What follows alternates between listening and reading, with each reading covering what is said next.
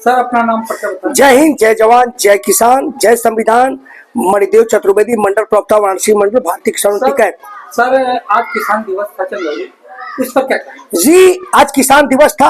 ये महत्वपूर्ण विषय होता है। 1 to 1 जितने किसान और किसानी संबंधित अधिकारी हैं वो सब वहाँ बैठे, रेडियो पंचायत तक लेकर सब लोग बैठे रहते हैं वहाँ, और बाकायदे पूरे जिले की समस्याओं को किसानों से संबंधित रखा गया। डीएम साहब के, हमारे प्रिय डीएम साहब हैं, उनकी अध्यक्षता में हुआ।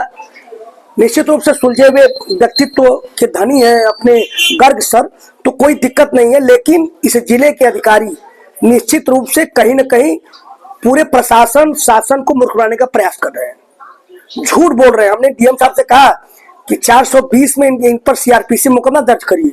मुद्दा था बलारपुर नहर का, वहां पे छलका की बात हो रही थी, वहां पे गेट लगने की बात हो रही, तो बोल रहा है कि वहां समीक्षा कर लिए। उसको ये नहीं पता इस एक्सीएन और जेई को कि ये नहर कहां से कहां तक जाती है, कितने किलोमीटर की है।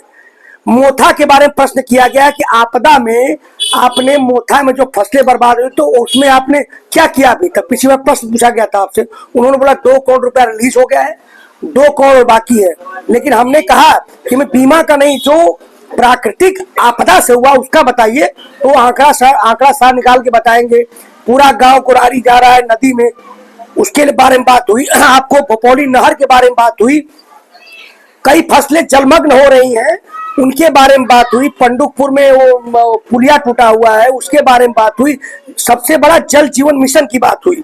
जल जीवन मिशन में कई जगह गड्ढे खोद दिए गए हैं, निर्माण कार्य रुका हुआ है, पूरा अस्त व्यस्त बना हुआ है, तो उसके बारे में बात हुई। सारी चीजों पर फटकारा गया और डीएम साहब ने निर्देश दिया कि निश्चित रूप से अगली बार वेतन कटेगा, अफसरों को छोड़ा नहीं जाएगा, सब लोग।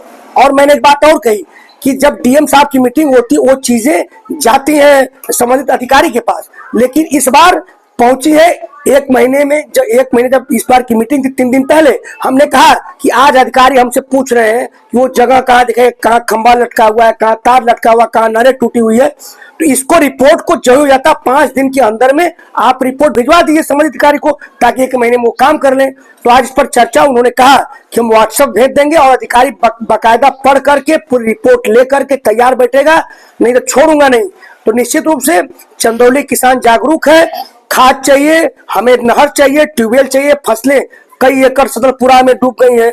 12 घंटा बाद वहां के एक्सीएन ने फोन उठाया, मुख्यमंत्री आते हैं तो रोडें चमक जाती हैं, हेलीपैड बन जाता है, लेकिन किसानों की नहरें कब चमकेंगी, किसानों की ट्यूबवेल की नालियां कब चमकेंगी, बंधी का नाली कब चमकेगा, किसान देश का कब चमकेगा। उसे उचित मूल्य नहीं मिलता, उसे जो है कि लागत मूल्य भी नहीं मिलता है। तो ये स्वामीनाथन आयोग की रिपोर्ट कब लागू होगी, इन सब बातों से हम आपसे चर्चा कर रहे हैं। वीडियो ज्यादा शेयर करिए और जागरूक रहिए।